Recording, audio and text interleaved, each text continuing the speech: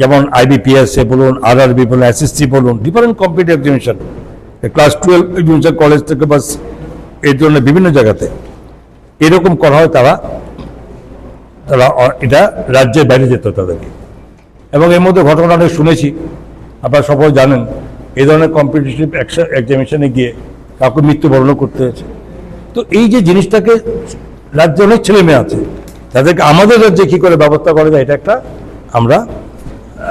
আমরা পরিকল্পনা নিয়েছি। এবার এটা করবো। 1000 মিনিমাম 1000 এরকম যারা হবে এক্সামিনেশনে বসবে, 1000 উইথ কম্পিউটার অ্যাসেসরি সব কিছু নিয়ে আমরা এটা ব্যবস্থা করব।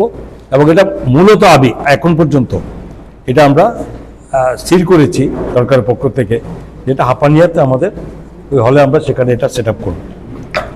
প্রয়োজন যদি বেশি হয় হবে, এবং তার মধ্যে তো সব এক্সামিনেশন একসঙ্গে হয় না, সেপারেট হতে পারে, বছরে 2বার 3বার 4বার হতে পারে, কিন্তু আমরা এই ব্যবস্থাপনা যাতে রাজ্যের বাইরে কাউকে না যেতে।